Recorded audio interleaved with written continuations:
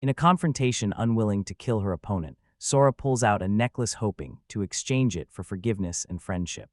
The dragon's claws reached out accepting the gift, but with a condition: Sora's merciful heart must remain intact.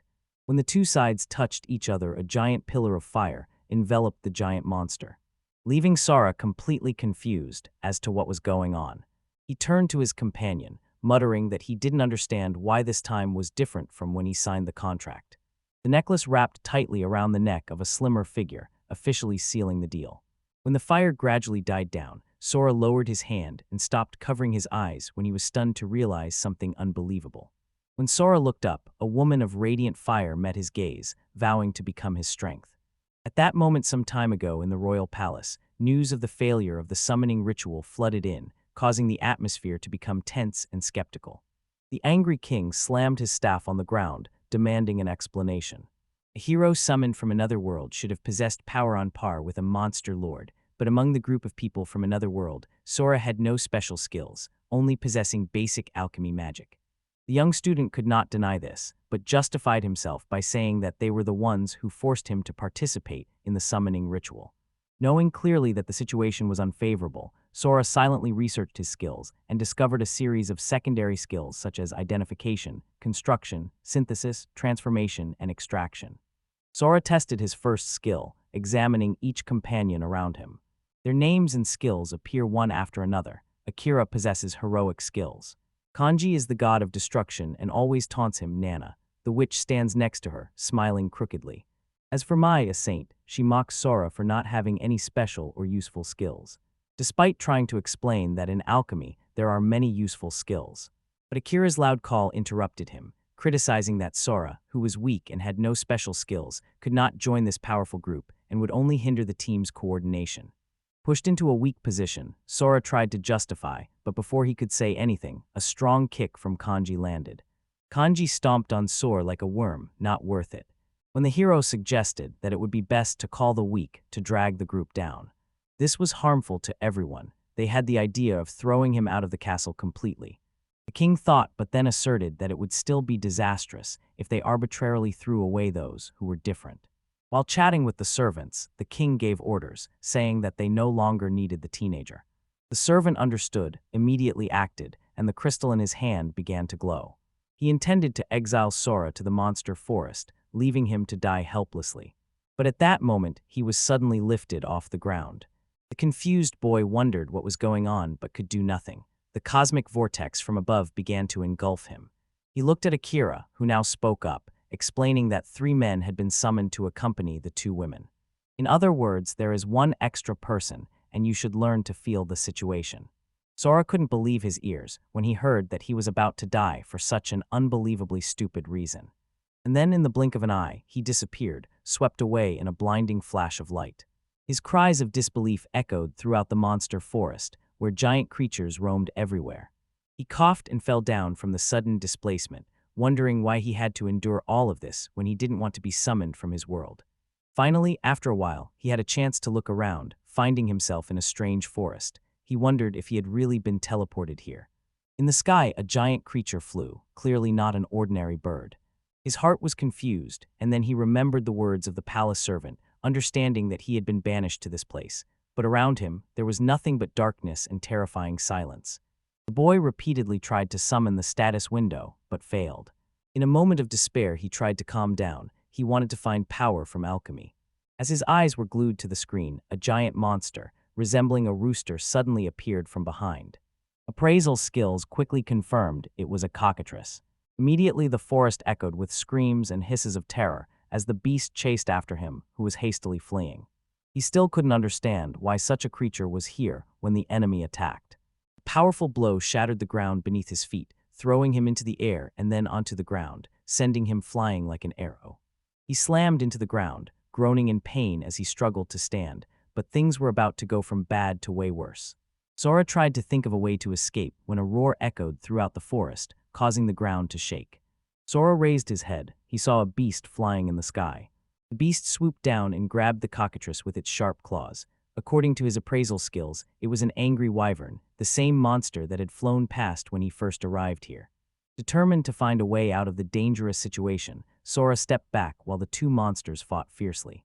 However, he was shocked to discover that the ground behind him had collapsed, causing him to fall into a deep abyss. While the young man was desperately calling for help, the cockatrice slammed the dragon's head against the hard ground, and the cockatrice scratched hard to signal victory. The deep fall made a loud crashing sound. The sound echoed throughout the cave in a strange way. Sora woke up. He realized he was surrounded by several sparkling green lights, causing him to look around in bewilderment, not understanding where he was. The weak light from above reminded him that he had fallen into a cave. When he tried to stand up, a sharp pain attacked his hand. Assessment skills showed that the bones in his arm were severely broken. Made worse when he discovered a deep laceration in his side, perhaps all caused by the fall. Checking his condition, he saw that his wounds were slowly draining his health. Sora's health gradually depleted. Pain tore through his body. The situation became worse and worse as the injuries showed no signs of improving. If this continues, death will come to him in just a moment, but he refused to give up, could not die in this terrible and absurd situation. Sora looked around looking for something that could help him, when suddenly he heard a strange sound from nearby. A strange creature was dragging its body on the ground, making a low grunting sound. The assessment skills showed that it was a goblin general, with his body almost broken. With only a little strength remaining, it refused to die, clinging desperately to life. Sora wondered if this monster had collapsed under the collapsed ground before. But more importantly, he saw the bag that the goblin general was trying to reach with a desperate look. In that bag was a bunch of healing grass, an extremely powerful healing ingredient. With that bag, Sora will definitely be saved from injury. He was breathing heavily in pain, his mind filled with questions about the next step. Is it possible to take the bag without the goblin detecting it? If it resists before you get the bag, you won't be able to survive, but he didn't want to die, at least not in this situation. His eyes locked onto the monster's axe, just sitting there on the ground. With iron determination, Sora quickly took it up. In this situation, there was no other choice but to grip the weapon and do what needed to be done. When it realized there was someone, the goblin turned to look, only to see Sora swinging his axe high, gritting his teeth resolutely. A scream of pain echoed throughout the cave. Then smoke began to rise from the wound in Sora's side, as if he was closing the wound himself by burning it. Sora breathed a sigh of relief. He knew that the healing grass was working well, and he had temporarily avoided death. As its name suggests, grass can truly heal everything, including bones and lacerations. Furthermore, thanks to the encounter with the Goblin General, his level had jumped from 1 to 95. The only thing left now was the magic stone in his palm, which he had taken from the defeated monster. He had screamed in confusion and horror when he first saw it fall from the monster's mouth. Along with that stone, there were other magical stones, including one that belonged to the Orc King. In games, when encountering such items, one can immediately understand their effects and use them appropriately. Testing it out, Sora opened the alchemy window, curious as to what could be done with these magic stones. Sora experimented with a few secondary skills and finally reached the extraction skill. Instantly, the magic stones glowed, then disappeared in a thick smoke that covered his body. Instantly, Sora felt the Orc King's power and the Goblin General's Zura skill flow into him. He shouted with joy at his success, even more excited when he realized that the Orc King's power was 3 times that of his attack ability. Next, he threw a stone into the air, then used Azura to slash it down in a series of stormy attacks. This skill allows him to launch countless slashes in the blink of an eye, as long as he has a weapon in hand. In fact, he could acquire skills easily thanks to alchemy, which made him wonder why this skill was looked down upon so much. Whatever the reason, Sora has found new hope in this ability. Sora's stats increased incredibly, and he also learned new skills. Unlike before, now he could even stand up to a cockatrice. While thinking about that, a figure appeared behind him. Feeling its presence, Sora slowly turned around, cursing his fate. Sora was determined to strike first and strike quickly. The giant bird swung its claws, stabbing deep into the ground where he stood, its murderous eyes never leaving him. However, Sora was able to dodge in an instant, even jumping onto the walls with unbelievable speed. Even he couldn't understand how he could move so fast, while flying up into the air, looking down at the enemy. He lowered himself calmly. He wondered what had happened just now and how he could do that. Perhaps that was the effect of leveling up, and now he can choose to run away to save his life. However, Sora knew that this was not the right solution. The forest above is full of monsters, and it's not the time to run away, especially when you get STR. He was determined not to die in such a place. He held the axe handle tightly. Sora declared to himself that he would survive and would definitely escape this forest in one piece. With that determination, he rushed high, preparing for a rematch with the monster. Attacking from above, he swung his axe to slash down on the ferocious beast, but was repelled by its thick, steel-like scales. Seeing the hard part underneath the feathers, he wondered why this bird had scales. But there was no time for such thoughts. It rushed at him and he counterattacked by jumping forward to drop a jury on its neck. Luckily, the attempt was successful this time, as the successive slashes mixed it up and the enemy screamed in pain. This way, he can overcome and manage to win somehow. Hopefully, it didn't last too long when another scaly creature attacked him from a different angle, hitting the ground. He couldn't move. Feeling the weight of something pressing down on my whole body. Sora tried to understand what just happened. His eyes stopped at a giant edible attached to the cockatrice's tail. He put aside the confusion in his mind, focused on the current situation, and used the Orc King's power to escape from it. He thought that with this enormous power, his axe blade would pierce the monster's scales. However, instead of cutting through, the axe blade was repelled by the thick, hard scales, breaking in his hand, leaving only a shallow wound on the monster's body. Sora looked at the broken axe in surprise, unable to believe his eyes, then was immediately thrown away by the angry monster.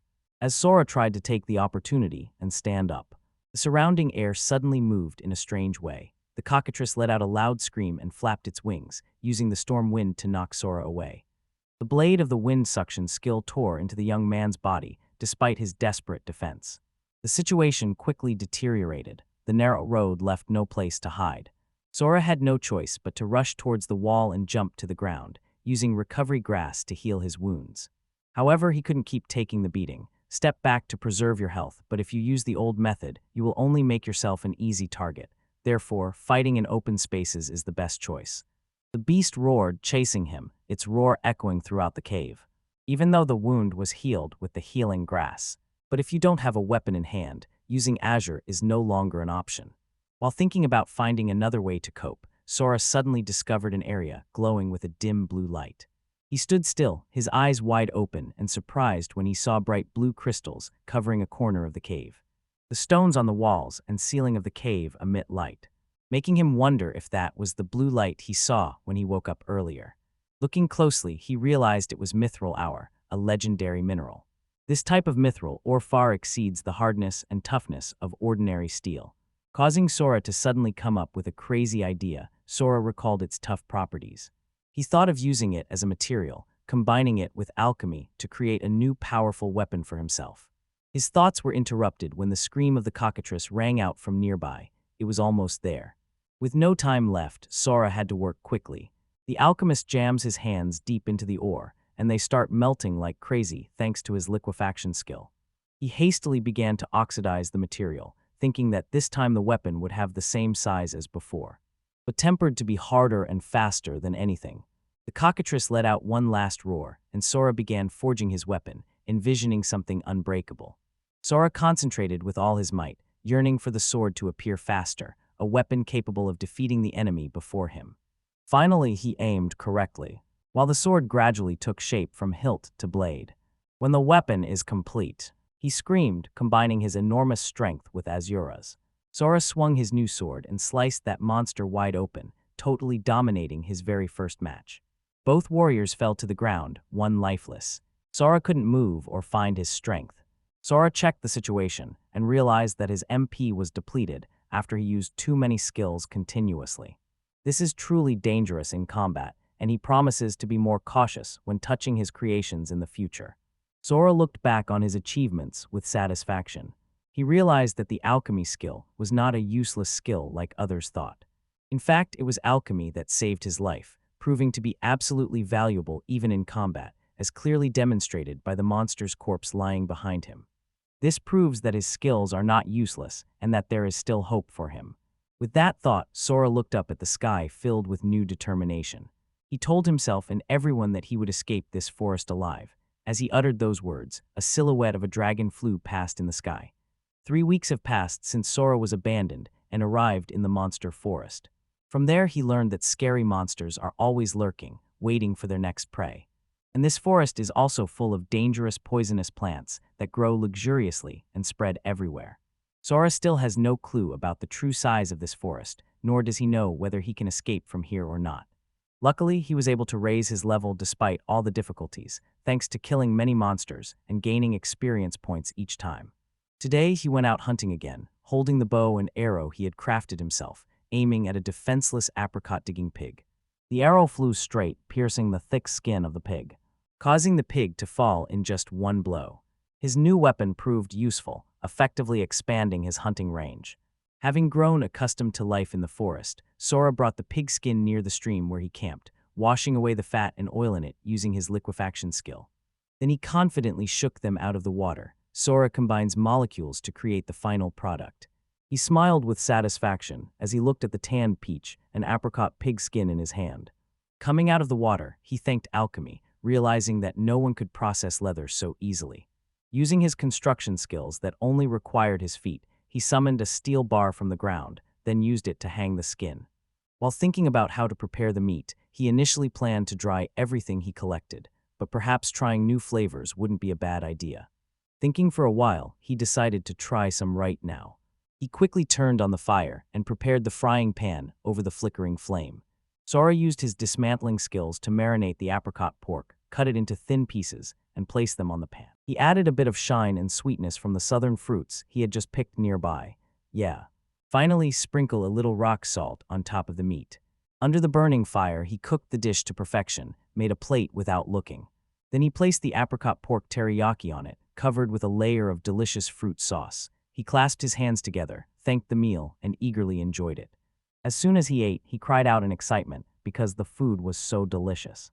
This was the first time he used southern fruits, and he was really happy because the results were so satisfying. The dish was truly delicious. Since this dish was a total hit, Sora's definitely gonna experiment with even more crazy flavors next time. However, when silence enveloped him, he suddenly realized a painful truth.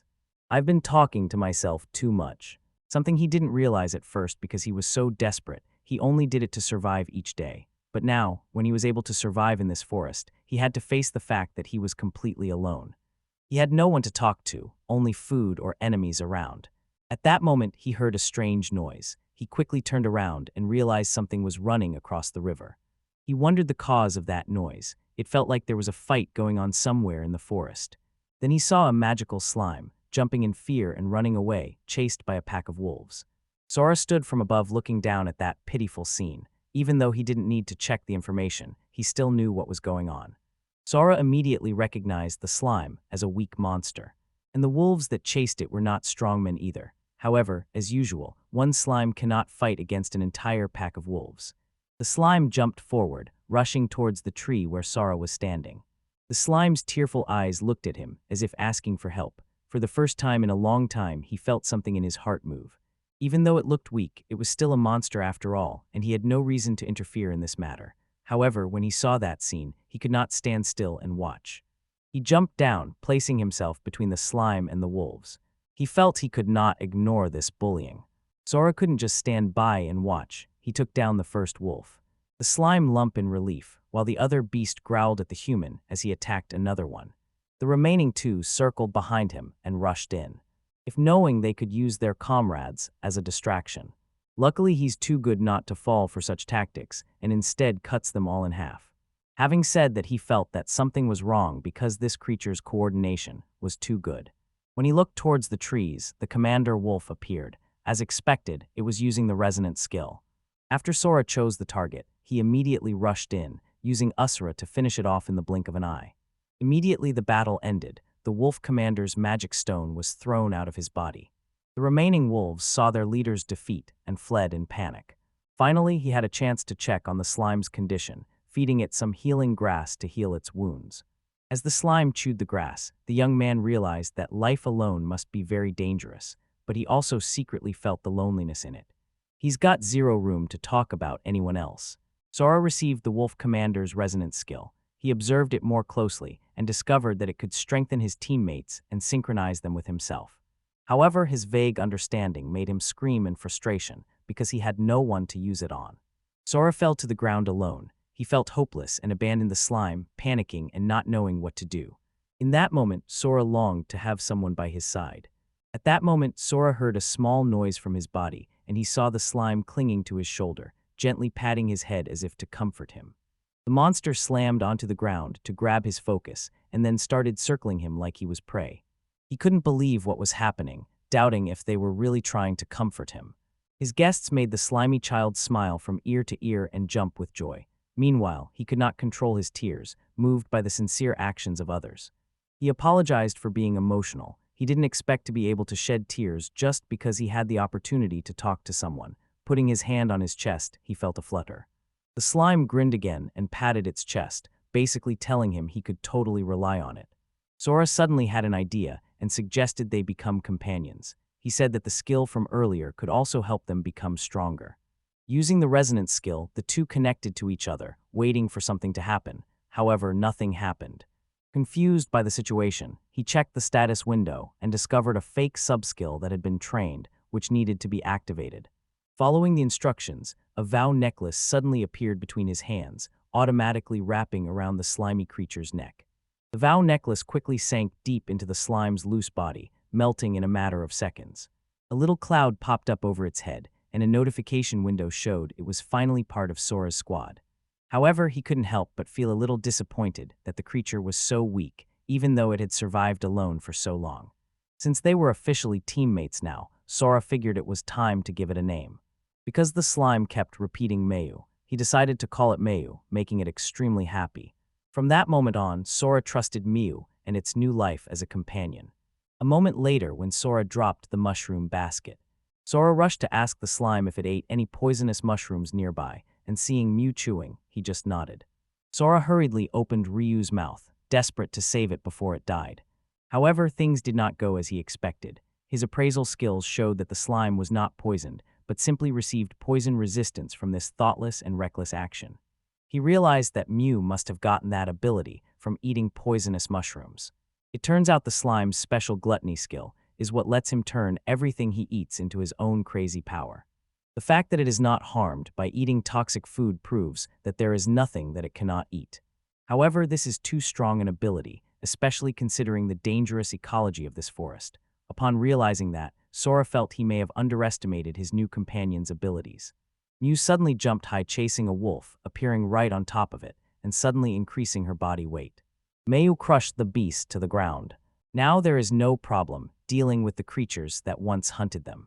When Sora praised Mayu, the slime suddenly spoke up, calling herself his partner. A moment passed, then Sora suddenly realized Mew had just talked to him for the first time. He checked the status screen and saw Mew finally hit level 80, unlocking a crazy new skill, the ability to talk. Their camp echoed with cries of joy as the slime devoured the food, his mouth always stretched into a wide smile. Sora had a ton of questions and started asking around to find out what was really going on in this forest. They talk for a long time as Mew spills everything she knows, explaining that 4 massive monsters rule the forest and each one has their own territory. First up is the white whale, a massive beast that leaves nothing but total wreckage in its path. Next is the phoenix, watching over the forest from above while blasting everything with crazy thunder and lightning. Last up is Vuonglong, also known as Tarrant, and he straight up torches anyone who gets in his way. Not only because of its vastness, but also because of the powerful presence of these 4 monsters, the forest became an inescapable and impenetrable cage. This forest only opens up once you've finally cleared every single quest left in the game. This is an endless dungeon after the end, where players go to challenge themselves one more time. Since it is also an ideal place for imprisonment, the only way to escape is to sneak past these 4 creatures. Sora tried to stay dead quiet so he could sneak away, but suddenly a blinding light flashed and a massive figure crashed into the ground, torching everything in sight. Sora initially thought it was a meteorite, but amid the roaring flames, he noticed sharp claws, glowing red scales, and giant wings. The second he realized it was a dragon, the whole forest looked like it was being swallowed by fire. The giant dragon stood in the middle of the great fire, like a tyrant, ruthlessly burning everything in its path. That is Vuonglong, famous for his brutal strength. However, the strange thing was that the dragon was screaming in pain, its body full of deep wounds.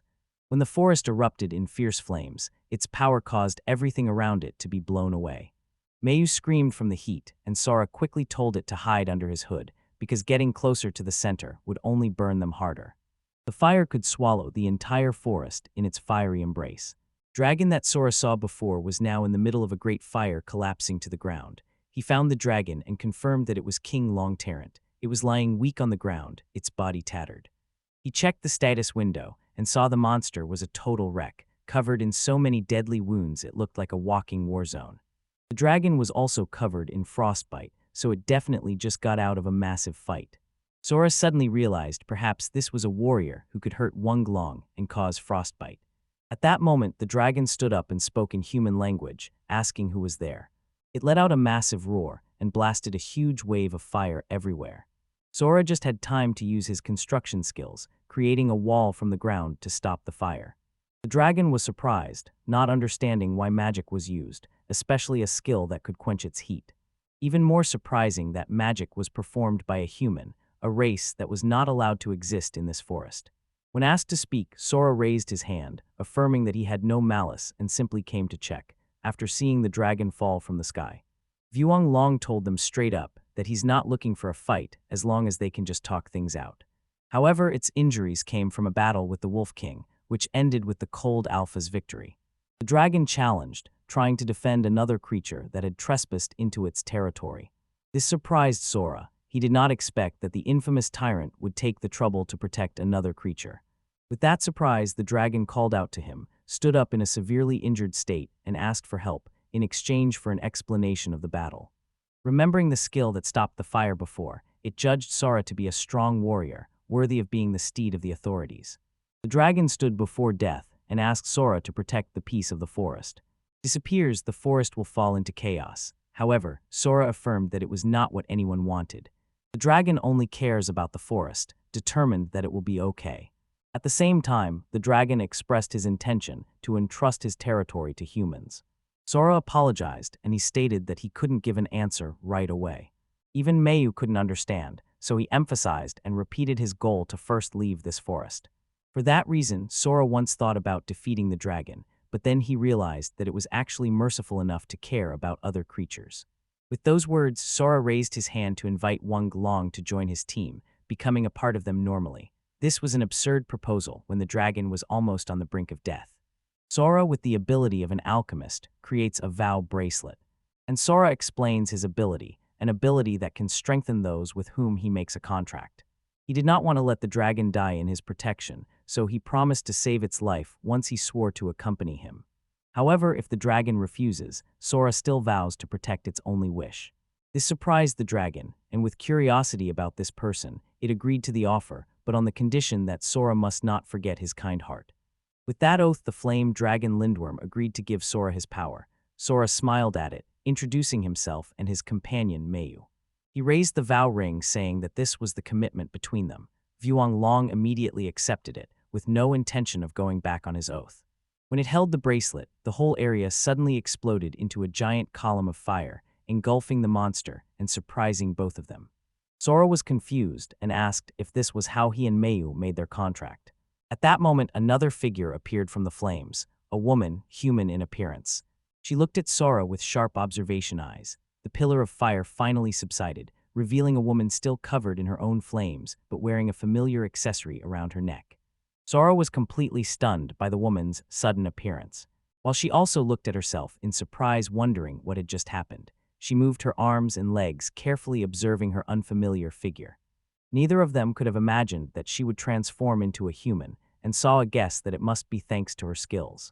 When she confessed that she still felt uncomfortable due to the lack of scales, Sora took off his jacket and told her to put it on to temporarily feel better. With the jacket, she was covered with a thin piece of fabric, but enough to make her feel much more comfortable than before. However, with its fragility, Sora felt a bit worried. And just thinking about this, her jacket suddenly burst into flames, causing her to return to her naked state, just like before. Sora could only regretfully watch his cloak burn. She said that some of her dragon features seemed to remain, even though she had transformed into a human. This caused Sword to look back at her in confusion. She reveals that her powers often manifest unintentionally, causing everything around her to burn, and thus she is called Tarrant. Sora turned away, understanding the situation. He thought for a moment, looking for fabric that could resist her flames.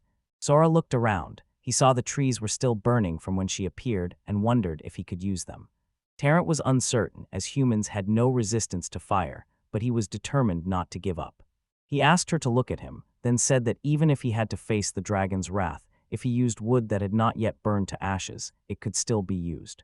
He relies on his analytical and synthesis skills to do that. Sora took the still-burning trees and restructured them to create fabric suitable for the flame dragon.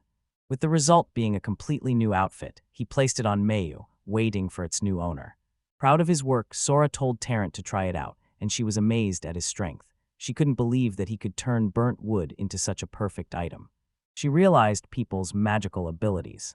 Continuing, she asked how she could put it on, because she was unfamiliar with how humans wear it. Although a bit surprised, Sora told her to turn around, so he could stand across from her and show her how to properly wear this outfit. However, the sight Sora saw made him gasp. Scars from previous battles still cover most of her back. The wounds were definitely still painful, but compared to before, her condition was much lighter now. Quickly, Sora helped her put on new clothes and gave her more medicine. Then the two began to make their way back to his house. As he moves through the forest, Terrant has a chance to get used to his new body. So moving became easier, and she felt much more comfortable. She looked at him with a bright smile, wearing the new outfit, and asked him how he felt about it. Sora praised her gently, but inside he was filled with pride and his skills.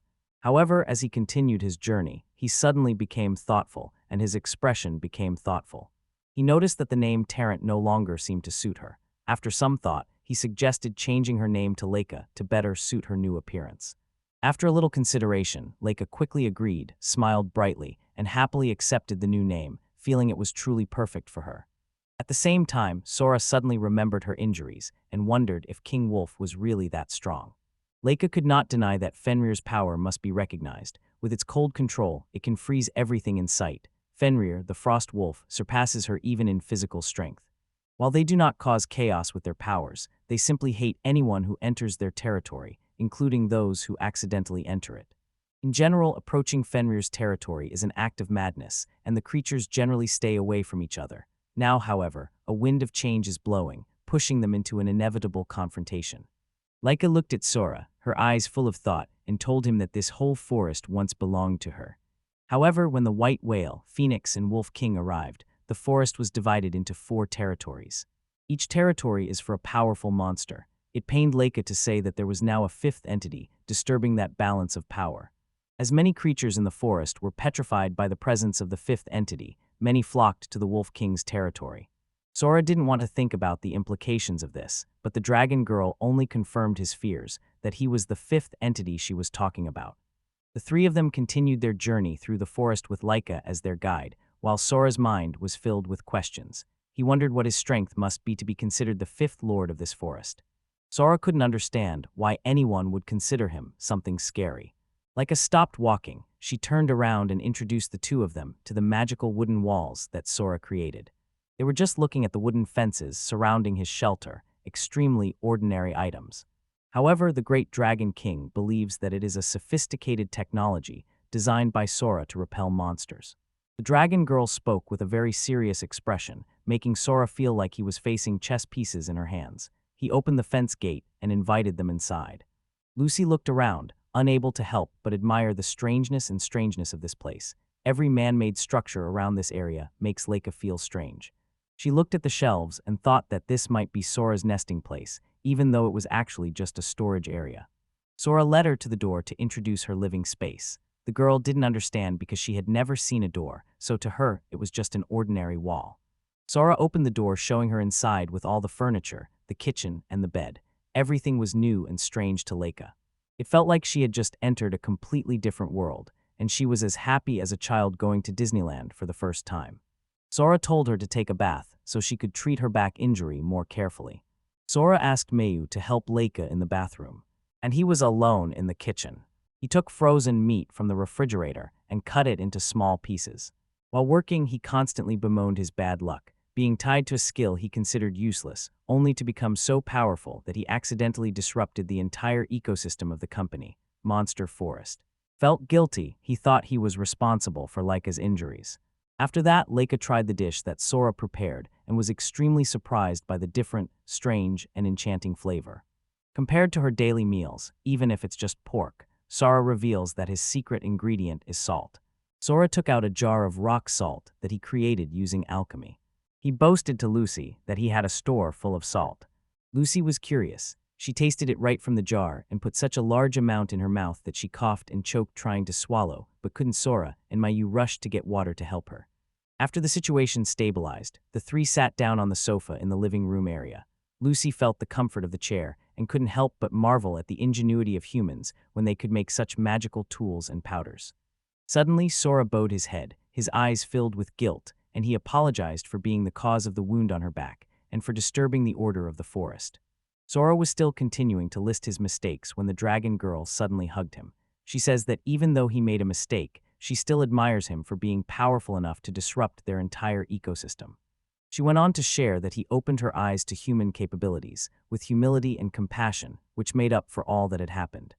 For that reason, she affirms that she will never blame him for her problems. However, she firmly demanded that they resolve the territorial dispute as soon as possible. Flames erupted from her body, in sync with her resolute words, clearly showing her determination. Mayu felt worried about her, but the dragon girl remained determined to face the wild beast Wolf King no matter what. Although Lucy tried to maintain her warrior's pride, Sora noticed that she was shaking, her arms and legs weak from wounds from the previous battle. Although her words were full of determination, he understood that she was greatly weakened. And he was concerned that she would not be able to continue fighting. Sora, with a well-thought-out plan.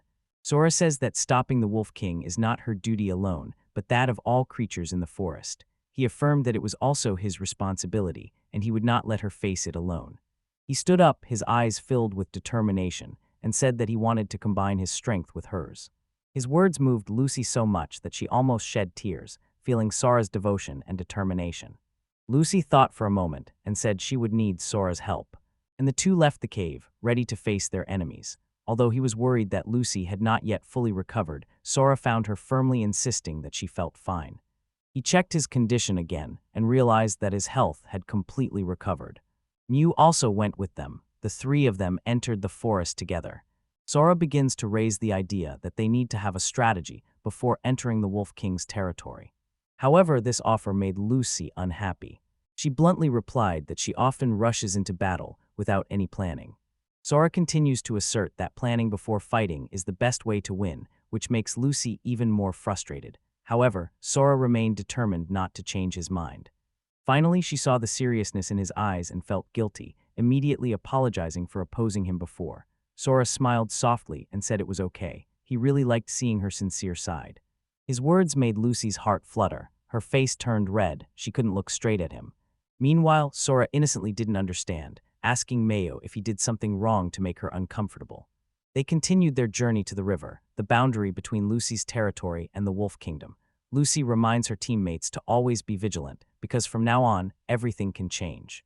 A cold feeling began to cover the space. Their breath exhaled into a thin mist in the air. Suddenly, spikes of blizzard appeared, covering the entire area. Sora senses the tension, predicting a fierce battle to come. Suddenly, the mighty Wolf Kingdom appeared, its great body like a giant mountain, casting its shadow upon them. Wolf's eyes were full of contempt, as if they were just little ants. Lucy was fearless. She moved forward with determination in her eyes. This time, she will face that monster, but not alone, but with powerful allies to fight with her. Lucy's body burned in fierce flames, and immediately from within the flames, her giant dragon form gradually emerged. Vuongsoy immediately called her by the name Tarrant, his eyes showing contempt. Vuongso believes that she humbled herself when she befriended humans and even took on their forms. The beast's anger surged. It summoned giant ice spikes aimed at her. But before they could reach them, Sora rushed forward using his Usura skill to slash those ice spikes into pieces. The appearance of a human being who could stop King Wolf's attack startled the beast. Sora looked at Lucy and Mayu, ordering them to get ready. The battle officially began when Sora signaled the squad to rush into battle. When King Wolf saw that King Dragon let humans take the lead, King Wolf despised his own kind even more. Vuongzui considers humans to be weak creatures, easily trampled on. The snowstorm became more and more intense, as if reflecting Wang Wolf's anger at a weak person who dared to challenge him. Sora looked at the storm and felt reassured that everything was going according to his plan. Suddenly, a flashback came back. Before his group arrived at King Wolf's territory, Sora had asked Lucy about the enemy's fighting style.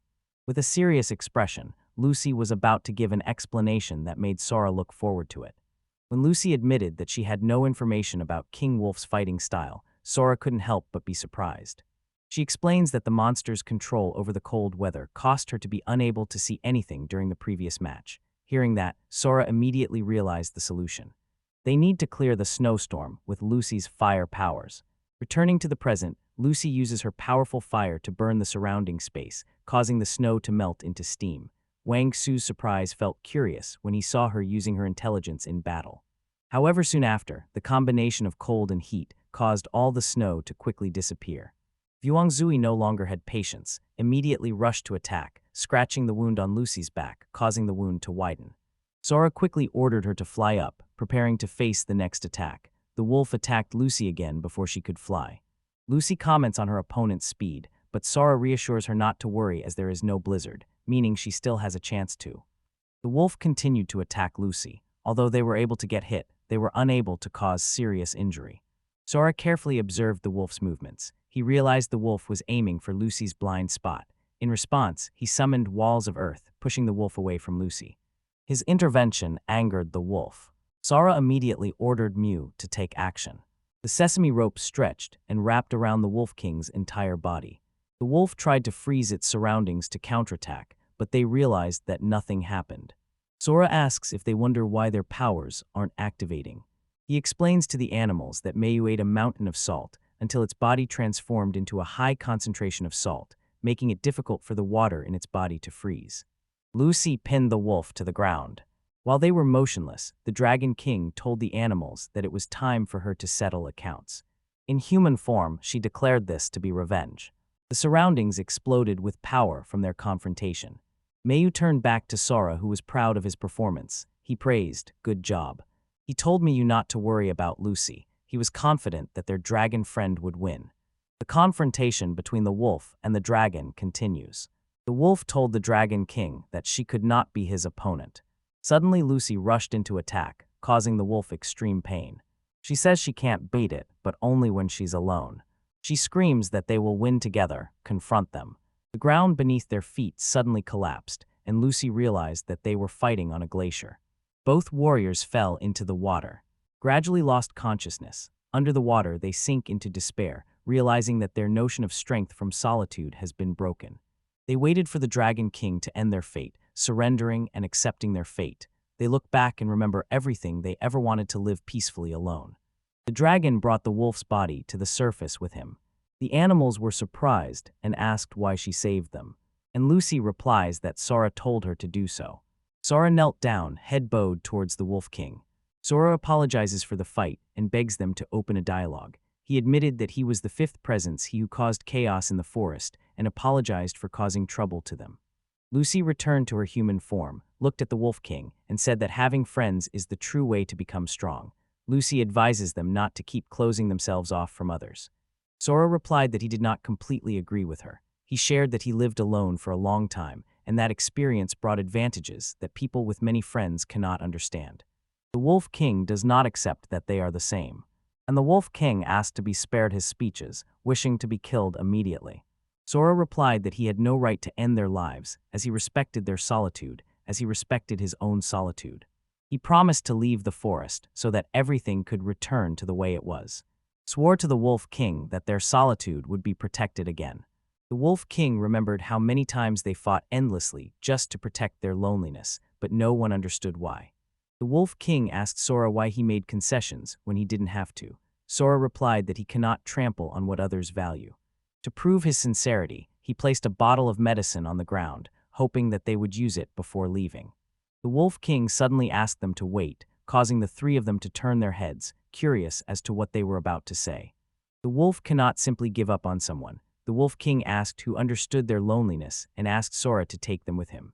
Because Lucy was so tired, she suspected that they were planning something. The wolf told the boy that it was up to him whether he believed them to be honest or not. Sora asks if they intend to join his ranks. Lucy wondered why they wanted to cooperate with Sora, and so the wolf asked her why.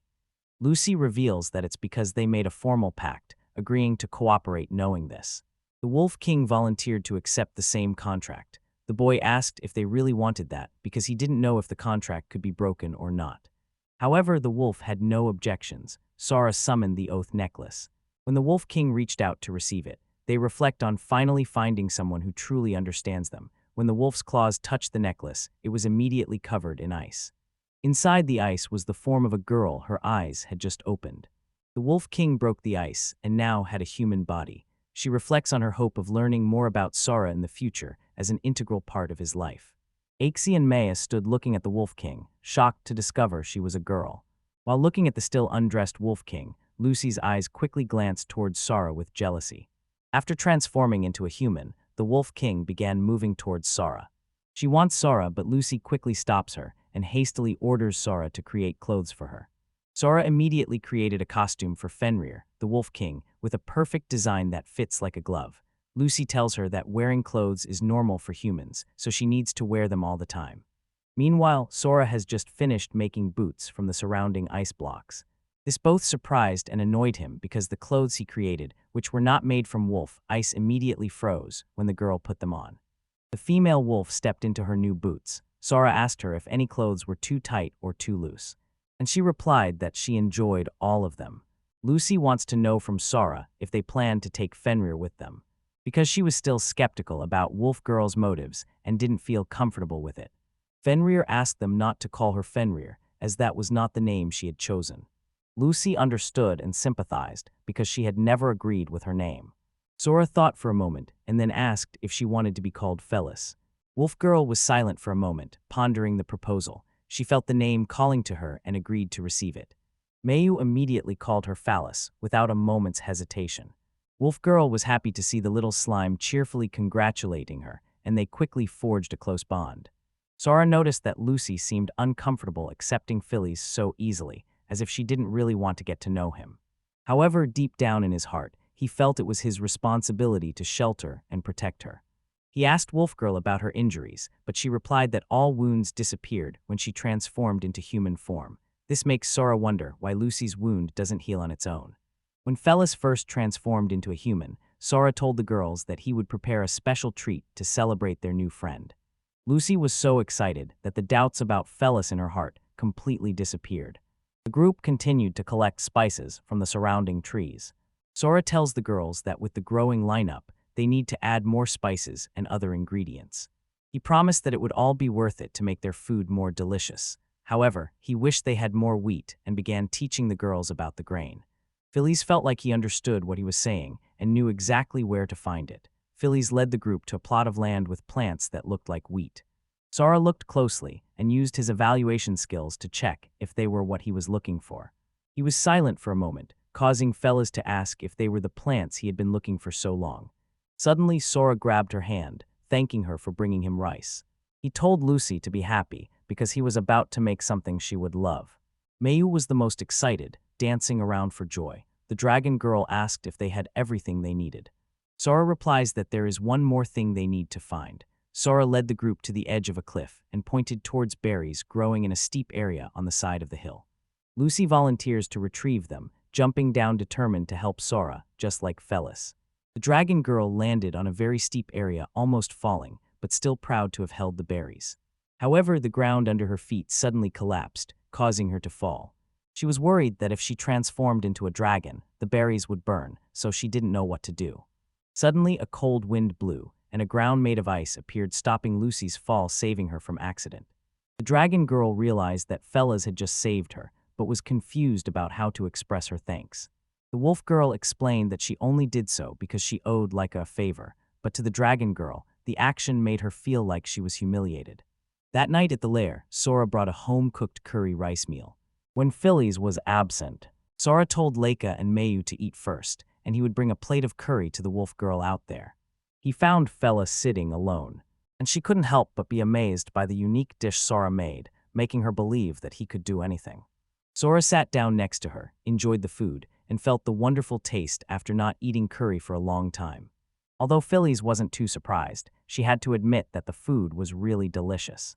Wolf Girl told Sora that she felt strange eating a dish that someone else made for her. She recalled that before, she had never received food from creatures that worshipped her.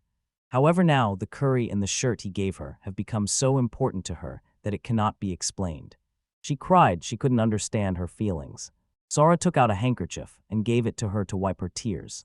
Suddenly, the girl leaned her head on his chest, then said that it wasn't just the curry that made her cry, but also her heart. She asked him to allow her to be near him a little longer. And so, Sora and Feliz remained in that place. After a while, Mew and Laika ran out to search for the two. Laika told Sword to quickly go inside. But when she saw the scene of two people hugging each other in the dark, she couldn't help but be surprised. Appearance only made Feliz hug Sora tighter. Sora hastily argued to the angry dragon girl that they only did it because it was too cold. Laika's anger flared up when she told him that she had the ability to warm him. Sora worriedly tried to reassure her. But Feliz still leaned against him, her expression happy and peaceful. What they didn't know was that a giant bird was standing on a cliff, looking into their lair. The creature commented on how the Dragon King and Wolf King had completely fallen under human control. What confused them was that these divine beings had taken human form. The monstrous giant bird found Sora interesting. Inside the lair, Sora tells Feliz that he has a feeling they are being watched. Feliz felt the same way, but she wasn't sure because it was normal to feel watched in a dangerous forest. She noticed Sora holding something and asked him about it. He revealed that it was a piece of a furnace he had just made, a tool used to blow fire. He said he was able to make it thanks to the Inferno Blaze skill he received when he signed a contract with Laika, combined with metal. Sora went on to tell Feliz that he improved the refrigerator after she received the freezing skill from Laika. The wolf girl found it interesting to know that he could create mystical tools with such a simple skill. Before Sora could explain the tool's use, Laika returned with Mayu. Mayu suddenly rushed into Sora's face. When he asked why, he realized that holding the slime didn't hurt. And he also felt that there was something different about this little slime. Laika explains that the slime licked some sap from the rubber tree earlier and transformed into something more supple. Like I saw the stove, so Sora introduced her to the cooking utensil. After dinner, Laika thanked her for a full meal. The dish for dinner was completely new to Laika. It was nothing she had ever eaten before. Sora explains that thanks to the new oven, he can easily prepare more dishes. Mew was washing dishes for them.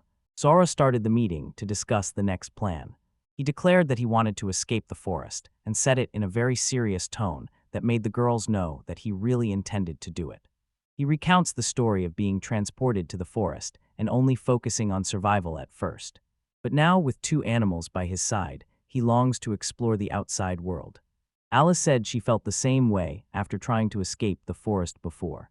Feliz always viewed survival in the forest as a struggle and always longed to go out and feel freedom. She informs Sora that the forest is surrounded by a giant magical maze, causing anyone who enters to be swept back into the forest, no matter how hard they try. She requested that they conquer the maze if they wanted to escape this place. The two agree that they would do it together, and Mew happily joined. Sora asked Laika if she agreed to participate. The dragon girl suddenly fell silent, her face full of concern. She told the group that she couldn't get over the wall with them. Her answer made the atmosphere silent. Laika explains that while she wants to be with Sora, her presence in the forest is necessary to maintain the balance of its ecosystem. She feared that if she left, the animals would fall into endless conflicts. She believes that with her great power comes great responsibility. And she reminded Sora that she still wished for peace in the forest even when she was near death. When they met Feliz, the wolf girl strongly disagreed with Laika, thinking she was being too extreme. Feliz says that Laika's power should not confine her to duty, and that a forest that cannot survive without them does not deserve to exist. Sora felt the wolf girl was going too far, but Feliz didn't care. Laika remains adamant that she cannot be with Sora because she cannot leave the forest alone. Laika cried and apologized for not being able to be with them. Sora felt her feelings. He said that he had no right to force her because he could not understand her deep love for the forest. He apologized to her. He felt he shouldn't have rushed into signing a contract with her like that. He wished there was a way for the creatures of the forest to live in order without Laika's presence. He thought for a moment and suddenly realized there was a solution. But before they could say anything, suddenly their house began to shake. Feliz realized this wasn't just an earthquake. She smelled lightning and felt the worst was about to happen. She hurried out, leading everyone behind her. They discovered that they were facing the phoenix. The phoenix landed on the fence, staring at Laika and Feliz. The phoenix asked why they were in human form. Not wanting to answer that question, the phoenix continued to introduce itself to the fifth legendary presence. Sora also introduced himself. They move on to discuss the cave and that it must be the man's territory. This creature wants to establish a mutual non-interference agreement. Negotiations continued with negotiations over what territories could be exchanged. Felis interrupted the phoenix, announcing that she was leaving the forest with Sora. This idea made the giant bird feel insulted. Sora added that territory meant nothing to him. The phoenix speculates that the Wolf King's territory will be divided between the Dragon King and themselves. Phoenix told Leica that together they would maintain order in the forest. But Sora immediately corrected them, firmly stating that Leica would also leave the forest. Leica didn't understand why he said that. And Sora's words made the phoenix angry, thinking it an insult that even the Dragon King dared to dream of leaving behind his responsibilities. The phoenix's anger calls forth a thunderstorm. Sora promises Leica that he will find a way to protect the forest and ask her to believe in him. Turned to the phoenix and drew his sword. He told the beast that he had been waiting to meet them to begin his plan. The phoenix flew into the sky, but they didn't understand what Sora was saying. However, they vowed to make him pay for having the audacity to take away the Dragon King and the Wolf King. The phoenix's lightning attack was so powerful that the entire cave exploded. Sora's group is forced to fall off the cliff and into the forest below.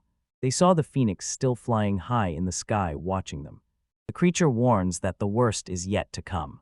The ground shook, the ground beneath their feet collapsed, as if something giant was emerging from the ground. A giant white whale from the ground. The white whale was larger than any beast guardian Sora had encountered before. Just a simple move made the whole group jump away. The phoenix asked the white whale to lend them its power. Two beast guardians stood in front of the group, looking like giants were about to trample them. Sora asks the rest to help prepare for the upcoming battle.